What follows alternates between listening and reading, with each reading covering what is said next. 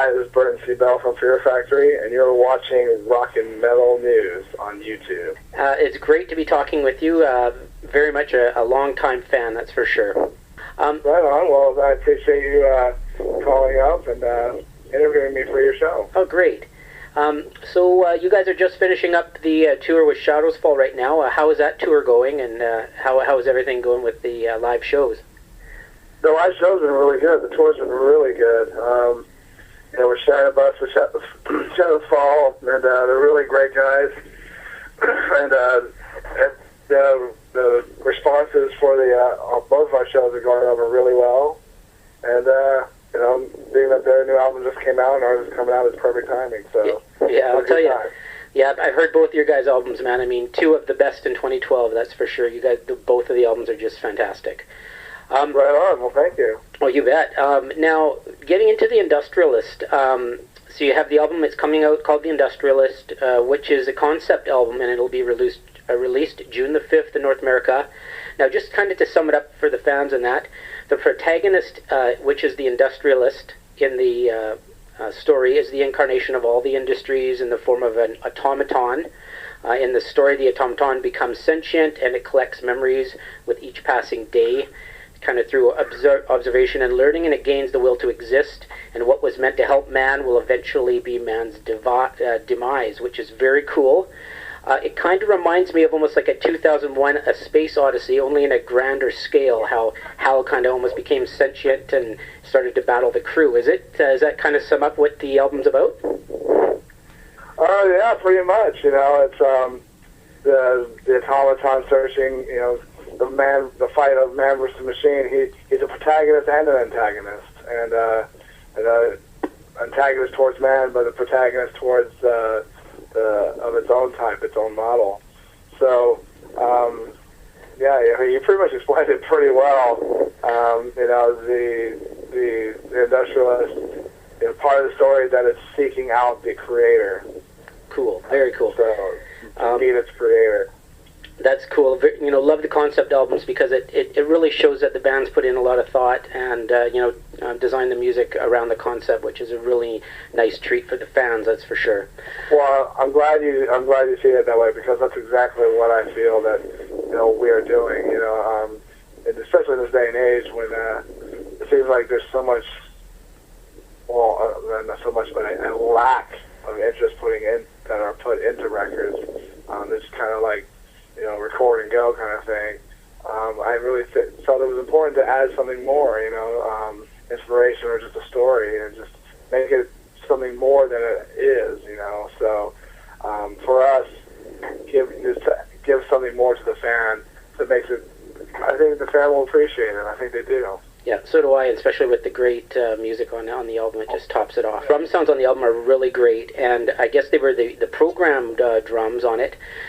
They have amazing catchy choruses and great song structures all around here. Now, how was it writing? Do you build your Fear Factory albums from the programmed drums, or was it different kind of writing from when, with a live drummer or Gene at the time, or is this kind of how you basically write the songs and structure them to start with? Well, it's pretty much, it all starts, we sit in like for instance, we had a live drummer. When we had a live drummer, we would sit in the studio, and Dino would write riffs, and the riffs would come together, and when the riffs would come together, the drum beats would come together. So, but we realized,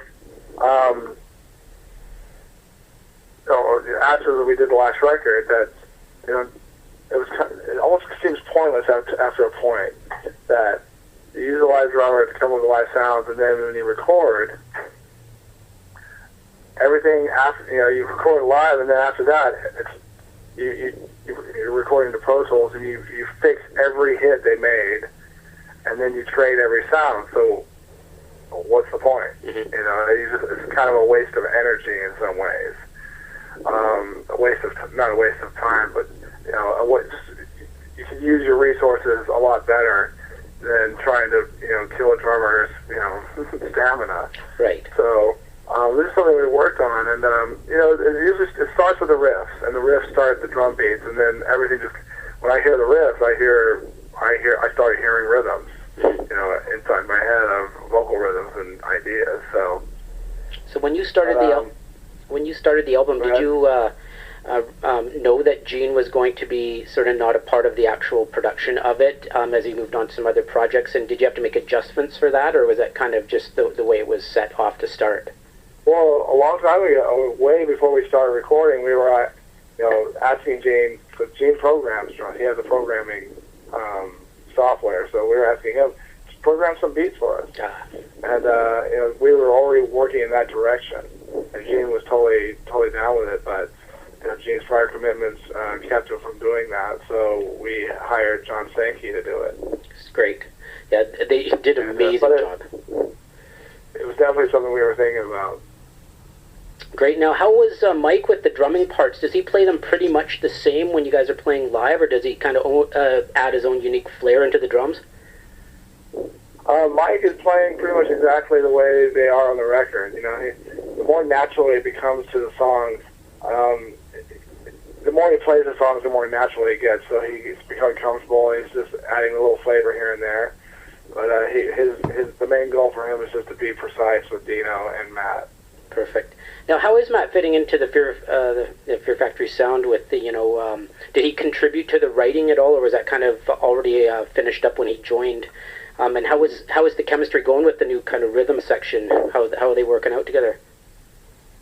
Well, the record was written by me, Dino, and Reese, and Dino played bass on the record, and of course on the drum programming. So Mike and Matt didn't come in until after everything was recorded. Okay.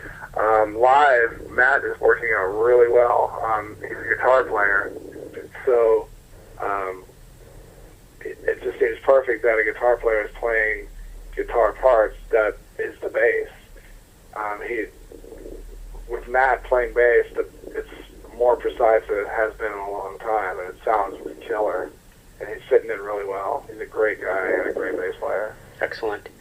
Now, just a couple of the songs on the album, Recharger. I mean, what a great song. The chorus on this one, I think, is one of the best of the year from my point of view.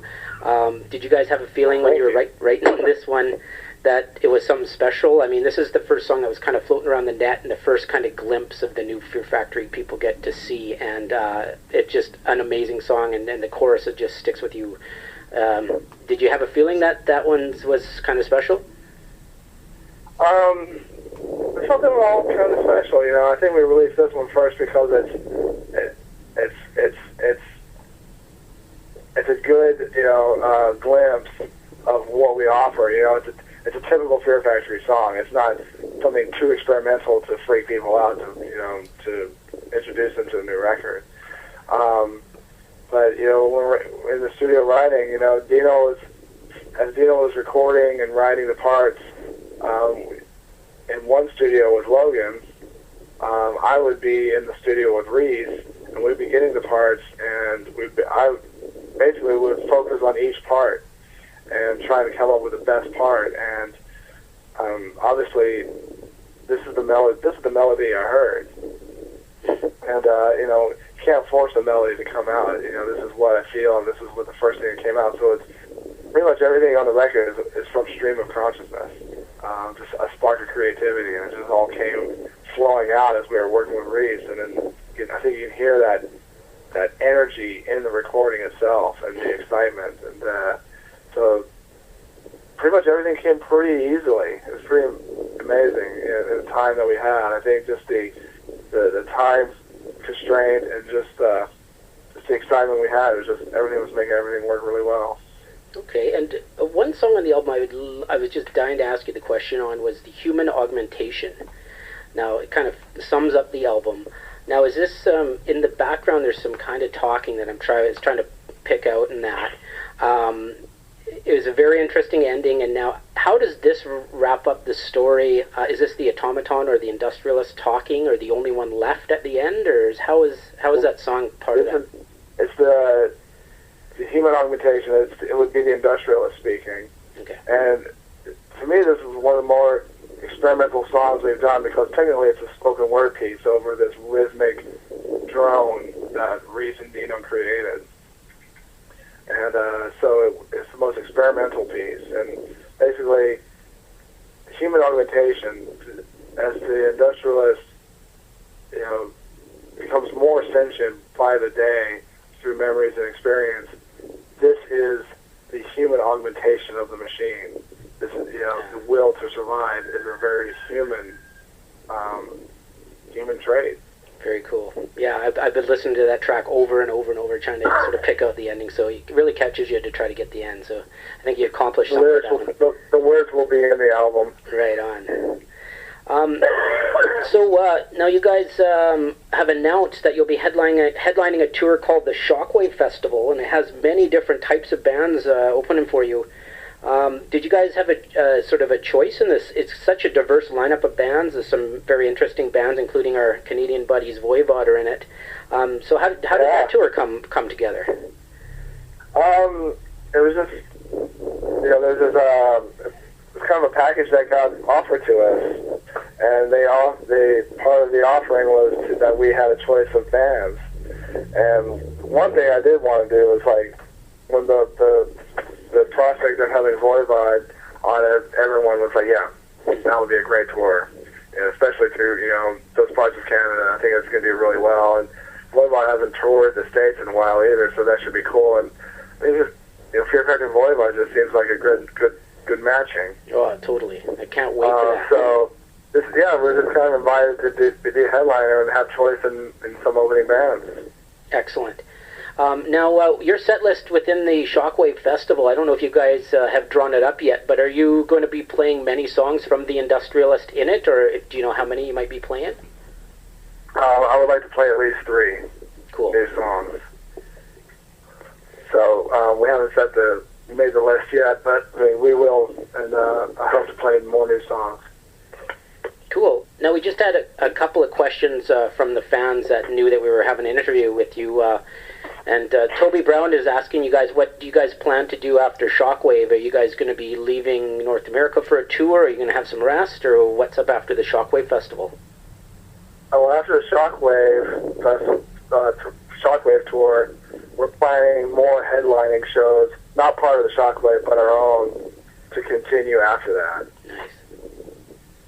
Okay, that's cool. To go through August, and then we're trying to get to Australia and Japan. But after that, November, December, we're going to be in Europe. Good treat for them there, that's for sure. We get lots of fan base from Europe wishing for Fear Factory to hit there, so I'm sure they're looking forward to you to come there. Right on. And one question about the videos. Do you guys have any videos in the works for the Industrialist? If so, what song? Yes, we do. There's a director his name is Scott Hansen, and we gave him a choice of video of songs, and he picked New Messiah, but that was the one that really grabbed him first. So he's making a video for New Messiah, and this one's going to be really cool and really different because finally it's not going to be a band performance video or any band member will be in it. It's just going to be a straight concept. And so it's going to follow that part of the story that's in the Industrialist album.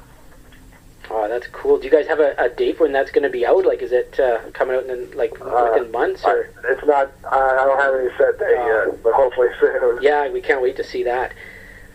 And now, one last question from a fan. It's from Fear Fan Forever. Do you feel that Gene will ever be involved in Fear Factory again, or do you think he could ever do maybe a live guest appearance in one of your shows in 2012 as a special treat, or have you guys seen Well, Gene's available. He's a busy man, and once Death Clock starts, he's going to be sticking with that. But we're still good friends with Gene, and Gene has offered his services when he's available. Right on. That's great, man. Well, you know what? Thanks so much for your time. We're going to be seeing you guys at the Shockwave Festival when it hits Vancouver, Canada, that's for sure. And Rod. Yeah, I love the album, man. It's just great. And thanks for putting out a great piece of work that you really spent time with some thought on it. Like you said, we need some of this kind of music to come around again. So thank you very much. Thank you for taking notice of that, Rod. I really appreciate that. And, keep spreading the good word about Fear Factory. Oh, you bet. All right, Ron. You hit it, man. Thanks so much. Can't wait to see you guys. All right, take care, brother. Hey, you too.